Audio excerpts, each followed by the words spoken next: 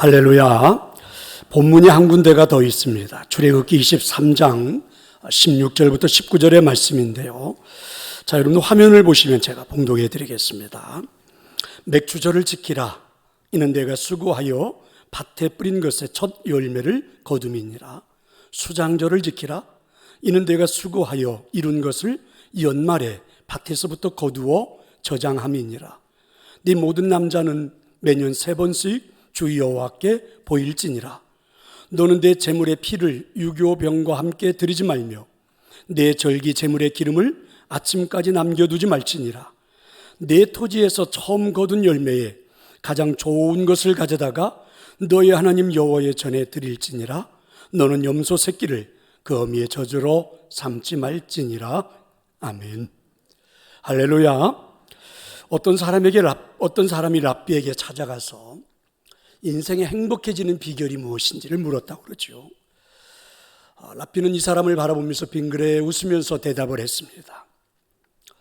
나는 행복해지는 비결은 잘 모릅니다. 그렇지만 불행해지는 비결은 알고 있지요. 이렇게 대답을 하면서 이야기를 이어갔습니다. 불행해지는 비결은요, 하나는 저 사람처럼 나도 행복했으면 하고 남을 부러워하는 마음이 있으면 불행해진다는 이야기죠. 또 하나는 나이를 먹은 뒤에 젊은 시절을 그리워하면서 그때처럼만 행복할 수 있다면, 이렇게 말하는 사람도 불행하다는 것입니다. 결국 이 말의 의미가 무엇입니까? 현재 자신의 삶에 만족하지 못하는 사람은 불행하다는 이야기죠. 그래서 저는 이런 생각이 듭니다. 왜 우리는 현재의 삶에 만족하지 못하는 것일까? 이런 생각이 듭니다. 그 어느 여성 잡지에서 우리나라 남편들이 이 세상에서 가장 싫어하는 사람은 누구일까? 자, 이런 이제 설문조사를 했다고 그랬죠. 근데 그 결과 1위가 뭔지 아십니까? 남편들이 가장 싫어하는 사람은요, 바로 이웃집 남편이었다고 그러죠.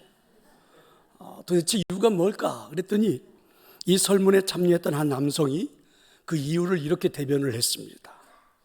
참 기가 차서 집사람 말을 들어보니까요, 우리 옆집 남편은 돈도 잘 벌어오고 인간성도 좋고 날이면 날마다 부인한테 비싼 옷도 덥석덥석 사주고 집안일도 척척 해내고 게다가 아이들 교육에다 처갓집 일도 꼼꼼히 챙겨주는 걸 잊지 않는다니 얄밉지 않습니까? 그래서 이 사람이 이사를 갔대요, 다른 동네로. 그런데 그 동네 이사 가서 보니까 그 옆집에도 이런 남편이 또 있더랍니다. 그래서 또 이사를 했다고 그러죠. 이사를 갔더니 그 옆에도 또 그런 남편이 있더래요. 그래서 여러분, 우리나라에 살고 있는 남편들이 가장 싫어하는 사람은 바로 이웃집 남편입니다. 바로 옆에 앉아있는 그분들이에요. 여러분들은 지금 적들과 동침을 하고 있는 겁니다. 좀 엉뚱하게 들릴지는 모르겠지만 현대인들의 대부분은 정신적인 질환을 앓고 살아간다, 이렇게 주장하는 분들이 많습니다. 우울하고 불안한 마음, 그리고 무기력한 마음들로 정신적인 아픔을 갖고 그렇게 살아간다죠. 누구나가 다. 근데 여기에 대해서 가끔은 나는 아닌데 이렇게 반문하는 사람들도 있을지 모르지만 그들에게 나타나는 증상을 보면 대부분이라는 겁니다. 어떤 증상 때문에요? 바로 불만과 원망이라는 것입니다. 불만하지 않고 사는 사람이 있을까? 원망 없이 인생을 사는 사람이 있을까? 그러니까 여러분, 현대인들은 대부분 정신적인 질환을 앓고 살아간다라는 그런 이야기입니다. 그런데 여러분, 더 큰 문제가 무엇인지 아십니까? 내가 가진 것이 없어서 불만이고 불평인 것이 아니라 남보다 더 살지 못해서 불평하고 불만하는 것들이기 때문에 딱히 해결책이 없다는 것입니다. 모든 것이 상대적이기 때문에 불만을 채울 수 있는 방법이 없어요. 지금은 배부르지만 배가 고파지게 되면 곧 원망하게 될 겁니다. 누리던 명예나 권위를 빼앗기고 나면 곧 원망하고 말겠죠. 사회적인 통계도 보면요, 고위직에서 근무했던 사람들, 그리고 굉장히 명성을 떨치면서 일했던 분들, 이런 분들이 은퇴를 하고 나면 대부분 불행해진대요. 자신들이 가지고 있었던 그 명예, 권력을 다 빼앗긴 것 같아서 남은 인생을 참 불행하게 살아간다고 그러죠. 누군가가 가지고 있는 것이 내 것보다 더 좋아 보이고 더 커 보여서 우리는 불만하고 불평하면서 불행해지죠. 이런 모든 것들은 사실 생각해 보면 순간적인 것들입니다. 순식간에 지나가거든요. 그리 오래가지 않습니다. 그런데 우리가 이런 순간적인 것들에게 매여서 행복을 기대하고 있다 보니까 대부분 인생이 허무해지고 마는 거죠. 무기력해지고 마는 것입니다. 그래서 저는 이런 생각을 한번 해봅니다. 어떤 것도 방해할 수 없는 절대적인 행복은 없을까? 혹시 여러분 절대적인 행복이라는 말 들어본 적 있으세요? 아마 처음 들어보는 분들도 많을 겁니다. 저도 여기저기 찾아보지만 별로 없더라고요. 절대적인 행복이라는 말은 제가 만들었거든요.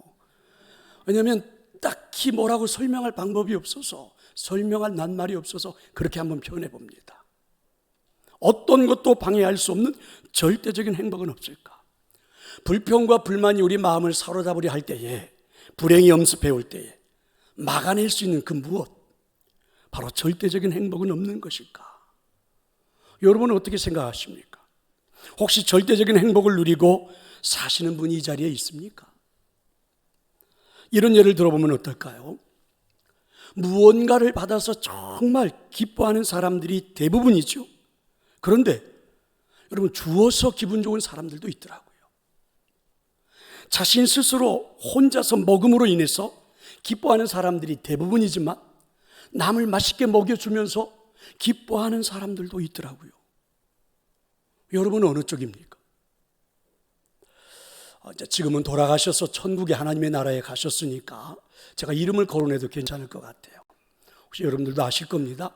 양양순 권사님이라는 분이 계셨죠. 권사님이 가끔은 저한테 전화를 해서 목사님, 제가 식사 대접을 할 테니까 함께 식사하시죠, 이렇게 요청을 해요. 그럼 제가 기꺼이 기쁜 마음으로 갑니다.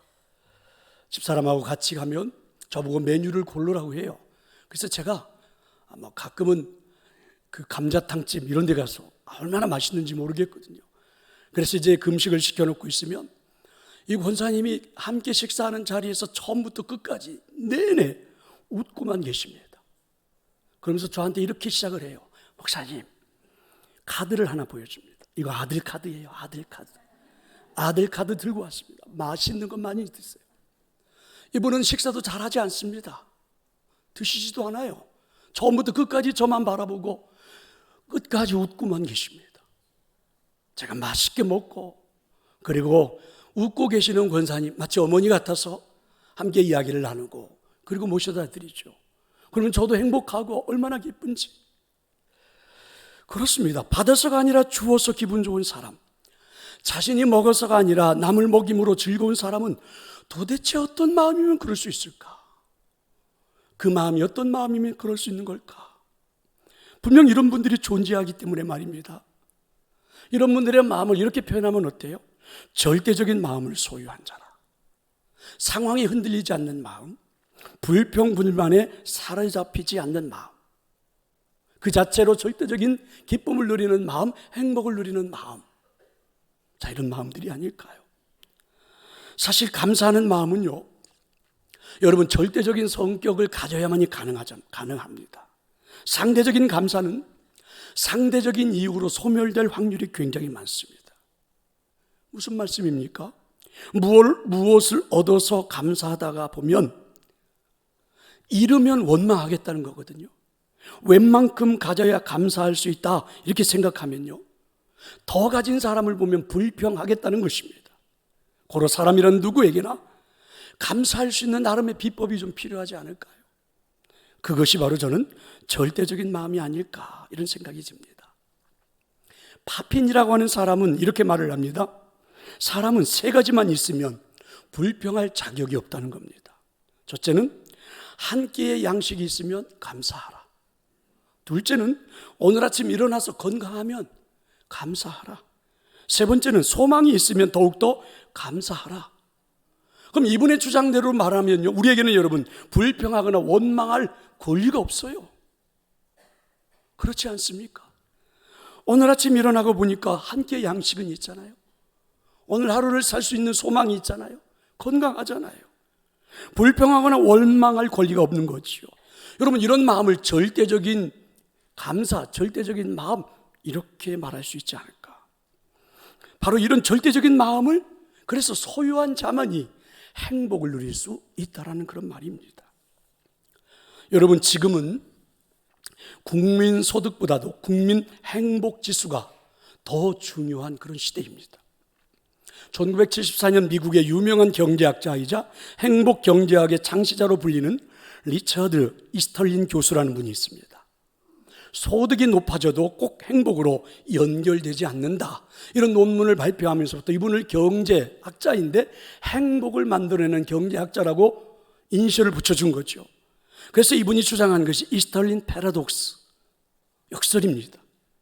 세계 많은 나라들의 행복 지수를 조사했다지요. 어느 나라가 행복한가? 그런데 뜻밖의 결과가 나왔습니다. 행복 지수가 가장 높은 나라 1위는요 방글라데시였죠. 가장 가난하고 어렵게 사는 나라인데, 그럼 여러분 뭘로 설명할 수 있습니까? 이 나라에 사는 사람들에게는 절대적인 마음을 소유한 분들이라 이렇게 불러도 괜찮지 않을까? 오늘 우리가 할 수 있는 감사를 보통 세 가지 차원으로 나눌 수 있다고 그러죠. 한번 여러분 생각해 볼래요? 여러분 어떤 감사를 하고 있는지. 첫 번째는 환경적인 감사입니다. 먹을 것을 주셔서 감사하고, 건강을 주셔서 감사하고, 풍년을 주셔서 감사하고, 가장 기본적이고 일반적인 감사의 차원이죠. 여러분은 이 정도의 감사는 하고 사시죠? 제가 어떠한 대학 교수가 TV에 나와서 강의를 하고 히트를 쳤는데 대박을 쳤거든요. 그분이 주장하는 이야기를 들으니까 이러더라고요. PD가 자기한테 강의를 해달라고 그래서 약속을 했는데 겁이 나더래요. 나는 TV 앞에서 강의를 해본 적이 없는데 그리고 잘할 수 있을까 걱정이 되더래요. 그런데 PD가 이렇게 말을 하더래요. 전혀 걱정하지 말아라, 잘할 거다. 그래서 나가봤더니 글쎄 PD가 이렇게 하고 있더래요. 비싼 돈을 주고 그 박수부대 아줌마들을 잔뜩 사다 놓은 겁니다. 그래 놓고 그 아줌마들을 앉혀놓고 이 PD가 가르치는 겁니다. 자, 1번 이렇게 PD가 손을 들면 막 웃는 겁니다. 깔깔깔거리고. 그리고 2번 그러면 웃으면서 막 박수를 치는 겁니다. 그리고 3번 그러면 막 소리를 질러가면서 박수를 치고 막 그러더래요. 그래서 처음에는 이 교수가 당황스러웠대요. 몇 마디 안 했는데 막 깔깔거리고 박수 치고 막 이러더래요. 그래서 그날 그분이 대박을 쳤다잖아요, 강의에. 그래서 나도 지금 고민 중에 빠져 있습니다. 돈을 주고서라도 아멘 부대를 동원하든지 하셔야지, 여러분처럼 아무 말도 않고 가만히 앉아있는 분들, 마치 저하고 싸우려고 준비한 사람들처럼 이게 눈치가 있는 분들은 벌써 하고 있거든요. 그렇게 좀 아멘도 좀 하시고 그랬으면 좋겠습니다. 오늘 감사절인데 싸우다 오셨는지 그러고 계십니다. 다시 한번 해볼까요? 여러분, 이 환경적인 감사, 우리가 할 수 있는 가장 기본적인 감사겠죠. 두 번째는 여러분 깨달음으로부터 오는 감사입니다. 잘하고 계십니다. 가난하다가 부자가 된 것에 대한 감사가 아니라 형편과 처지는 있는 그대로입니다. 특별히 바뀐 게 없어요. 그런데 이분이 어느 날 깨달은 겁니다. 전에는 은혜인 줄 몰랐는데 깨닫고 보니까 은혜예요. 전에는 복인 줄 몰랐는데 깨닫고 보니까 엄청난 복이에요. 전에는 내가 제일 불행한 줄 알았는데 깨닫고 보니까 나보다 행복한 사람이 별로 없어요. 2번입니다. 2번. 박수는 치지 맙시다. 그냥 아멘 하면 좋겠습니다. 자, 여러분, 이렇게 깨달음으로부터 나타나는 감사가 있죠. 오늘날 남편을 보면서 이렇게 말하죠. 이 사람이 이렇게 멋진 남편이었다니 감탄하는 겁니다. 아니, 이렇게 멋진 딸 아들이어서 자녀들이요, 이야, 우리 아빠 정말 멋지다, 이런 거 말입니다. 아니, 우리 목사님이 이렇게 멋진 분이셨단 말인가? 아멘 안 하신 분들은 기도원에 다녀오십시오. 자, 이런 것들을 여러분 이제 깨달음으로부터 오는 감사라고 그래요. 근데 여러분 또 한 가지가 있습니다. 믿음으로부터 오는 감사가 있습니다. 이 감사는 예수님을 믿는 분들이라면 누구나가 다 소유해야 할 감사라는 거죠. 예수님께서 지신 십자가를 바라보니까 나의 죄를 사해 주셨고 속량해 주셨구나. 그 일로 인해서 하나님은 나를 자녀라고 부르시는구나. 그 생각해 보니 그 모든 것들이 다 선물이었고 은혜였구나. 그래서 여러분, 그 은혜와 그 선물 앞에 감격스러워서 하루하루 기뻐하며 즐거워하며 눈물 흘며 살아가는 것, 감사하며 살아가는 것, 이걸 여러분 우리는 믿음이라고 그러잖아요. 이런 믿음이 절대적인 마음이요, 이런 믿음이 절대적인 감사라고 말할 수 있습니다. 성도 여러분, 그렇습니다. 절대적인 마음이 존재한다는 거죠. 불평불만이 흔들 수 없는 그런 마음이 존재한다는 겁니다. 주어서 기쁜 마음, 타인에게 배부르게 먹일 수 있어서 기쁜 마음, 절대적인 마음이 존재하는 거예요. 현재 제가 살고 있는 일상의 삶에서 불평불만 없이 그저 행복하게 기쁘게 감사하면서 살아갈 수 있는 이 절대적인 마음이 존재한다는 것입니다. 우리 인생을 충분히 이렇게 여러분 불평불만 없이 절대적인 감사로 살아갈 수 있다는 것입니다. 오늘은 맥주감사 주일로 하나님께 예배합니다. 2023년 상반기를 보내고, 그리고 이 상반기를 보내면서 소출했던 첫 열매를 가지고 감사함을 담아드리는 예배가 맥주감사절 예배죠. 왜 이런 절기를 지키는 겁니까?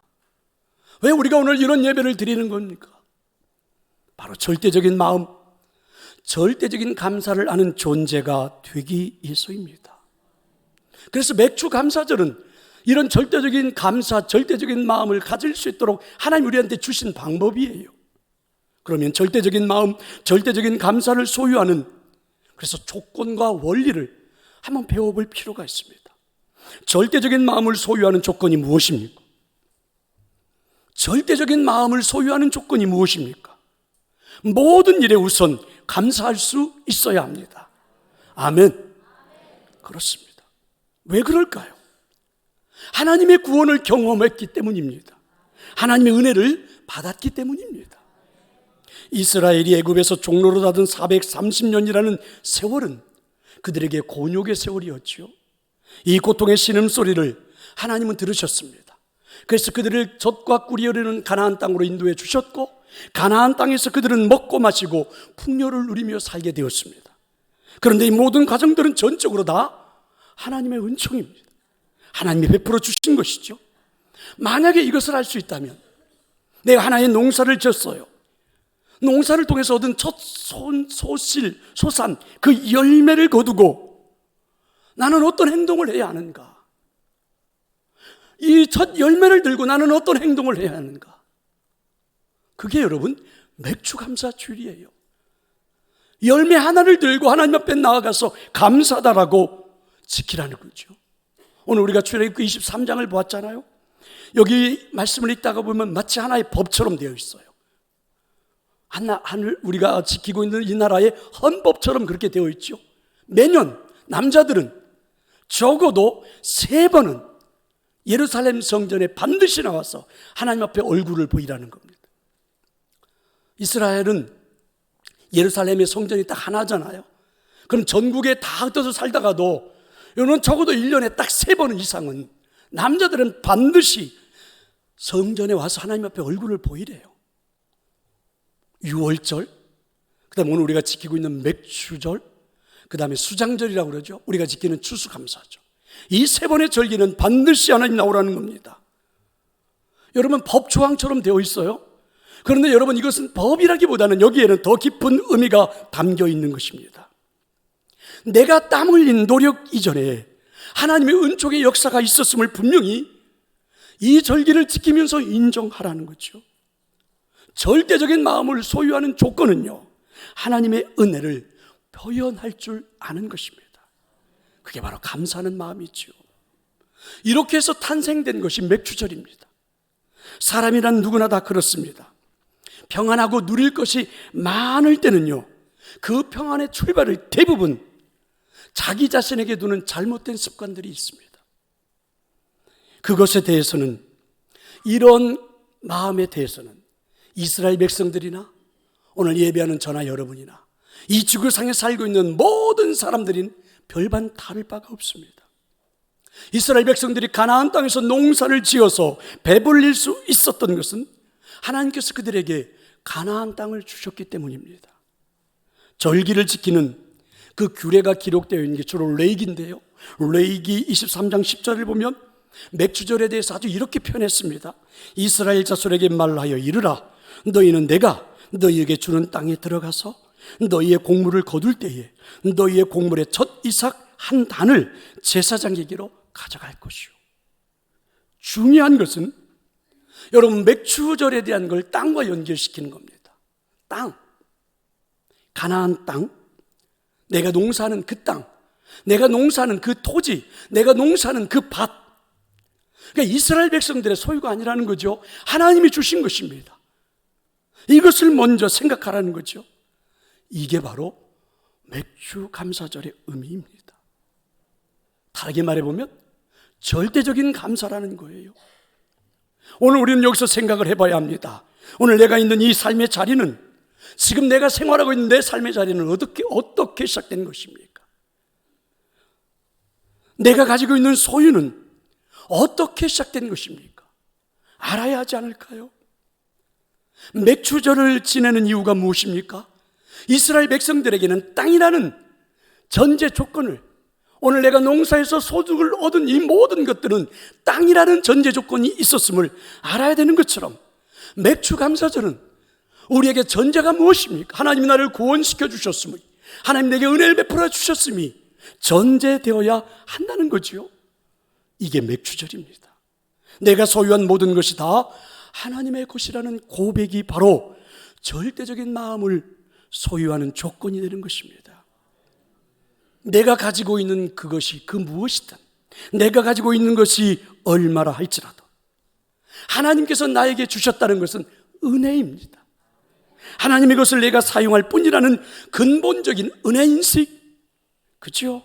인정이 없이는 감사가 나올 수가 없는 거죠. 내 사업이 잘 되는 것은 하나님께서 내게 좋은 사업장을 주셨기 때문이고, 좋은 직장을 주셨기 때문이고, 나에게 이렇게 신앙생활이 행복하게 만들어준 것은 내가 다닐 수 있는 교회를 허락해 주셨기 때문입니다. 그렇습니다. 절대적인 마음이 자리 잡기 위한 조건은 바로 모든 일에 우선 감사할 수 있어야 하는 겁니다. 그게 바로 조건입니다.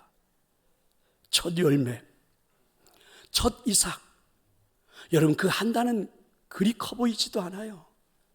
그 많은 열매들 중에 지극히 작은 거 하나입니다. 근데 그거 하나를 들고 하나님의 성전에 나가서 하나님 감사해요 이러면서 출발해 보라는 거죠. 내 삶의 모든 일의 우선은 감사로 시작해 보라는 거죠. 그게 내 마음의 불평불만을 사로잡을 수 있는 절대적인 마음, 절대적인 감사를 소유할 수 있기 때문에 그렇습니다. 믿으시기를 축원합니다. 절대적인 마음, 절대적인 감사를 소유하는, 그러면 원리는 무엇입니까? 하루하루에 감사하라입니다. 범사에 감사하라는 말씀은 신앙생활의 가장 기초가 되죠. 이러한 감사를 드릴 수 있는 사람이라면, 범사에 감사를 할 수 있는 사람이라면 그가 믿고 있는 그 신앙이 자신의 살아가는 인생의 반석 위에 세워지는 것과 같겠지요. 범사에 감사하는 신앙, 그 기본은 어디서부터 오는 것일까요? 이스라엘은 우리와는 조금 다르지요. 기후가 다르기 때문에 그들은 가을에 파종을 합니다. 파종하는 그 시기부터 비가 오기 시작하죠. 성경에는 이 비를 이른 비라고 합니다. 뿌려진 씨앗은 겨울 동안 싹이 나오고 순이 솟아 자라지요. 그리고 3, 4월이 되면 여물기 시작합니다. 이때에도 비가 오죠. 이때에 내리는 비를 성경에서는 늦은 비라고 합니다.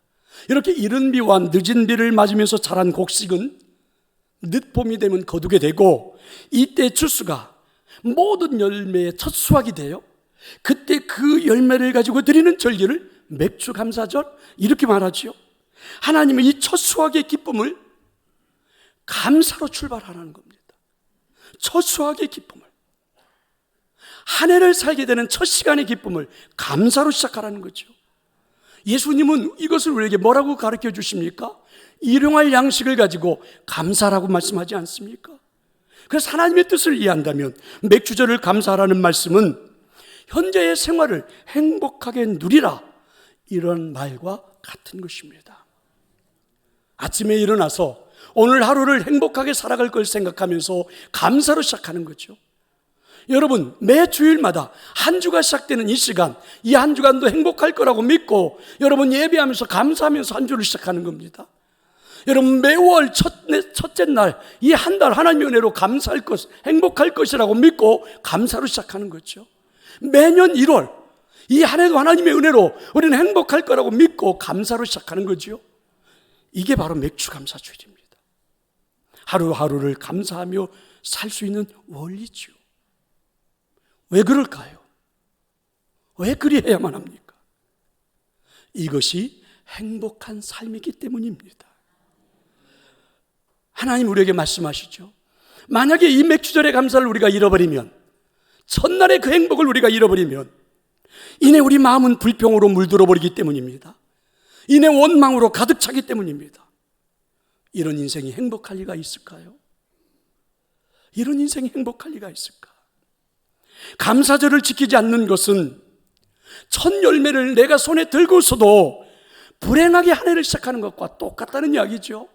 여전히 우리 가슴이 감사하는 마음을 소유하지 못하고 있다는 것은 하나님의 은혜로 구원을 받아놓고서도 내 인생을 불행하게 살고 있는 그것과 다를 바가 없다는 겁니다. 하루하루 감사하지 않는 날이 없다. 현재 내 상황과 여건과 형편에서도 감사하다. 이렇게 말하는 것이 행복의 시작입니다. 이렇게 말하는 것이 절대적인 감사입니다. 이렇게 말하는 것이 우리 마음을 절대적인 마음으로 사로잡는 것입니다. 여러분에게 그런 은혜가 있기를 축원합니다.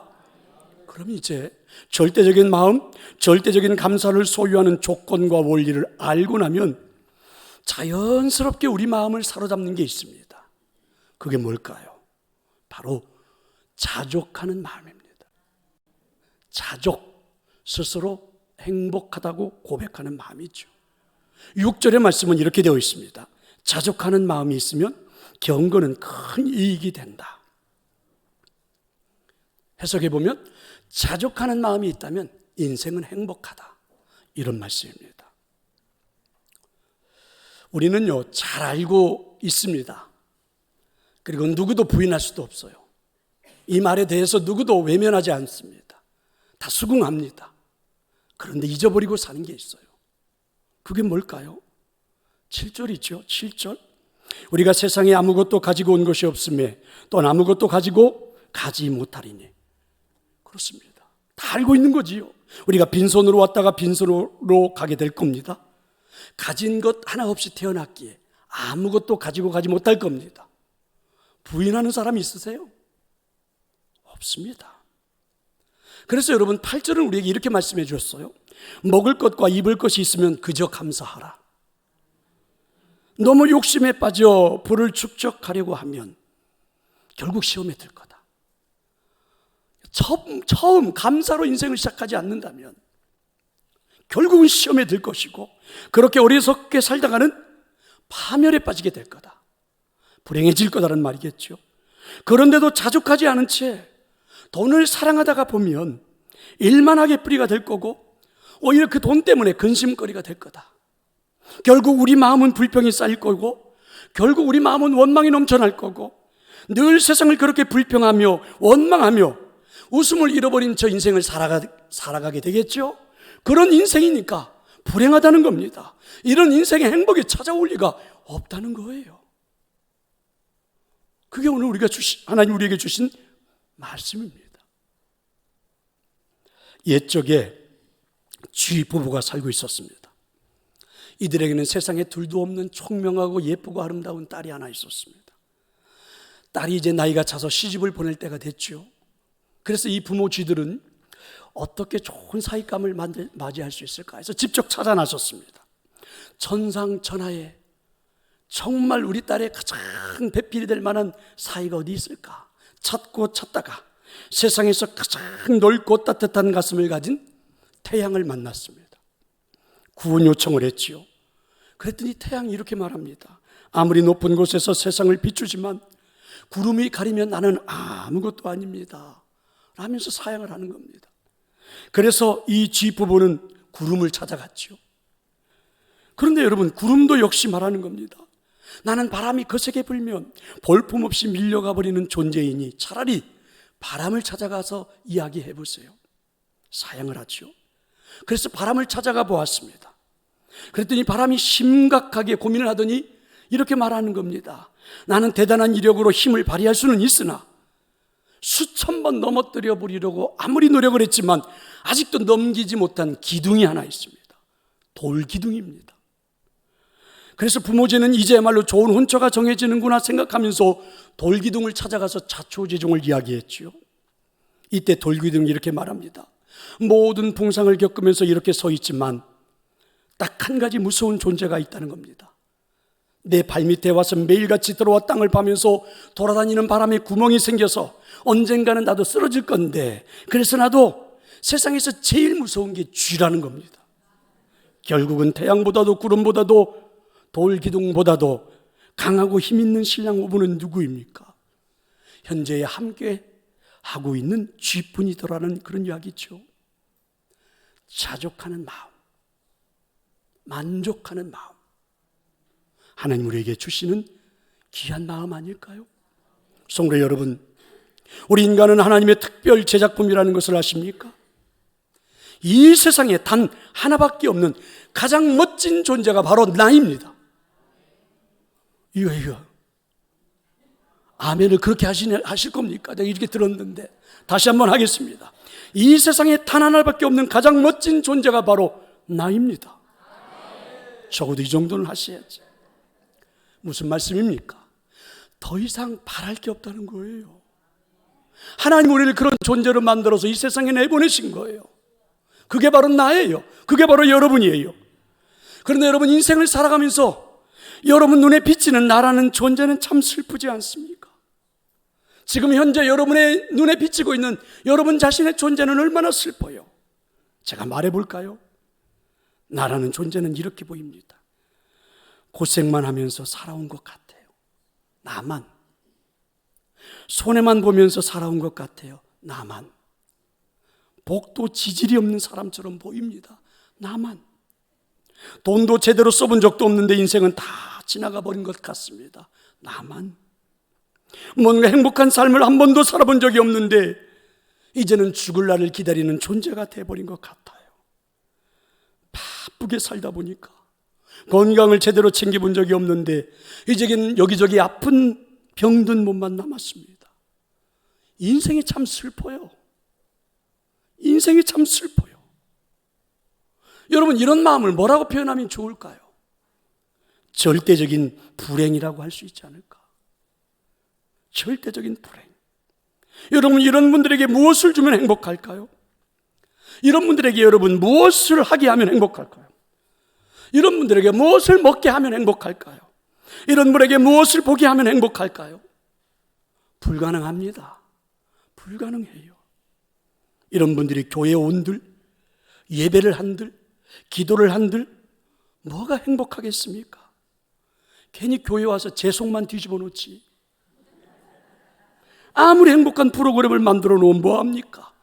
그저 부족한 것만 보고 잔뜩 불평불만할 텐데. 이제 오후 예배에 교구 찬양 예배가 들어있는데, 찬양대회가 들어있는데 꼭 그럴걸요. 그런 걸 왜 만들어가지고 우리 교구를 꼴등시켰냐고 아마 그럴 겁니다. 성도 여러분, 자족하려고 노력은 해보셨나요? 감사하려고 노력은 해보셨습니까?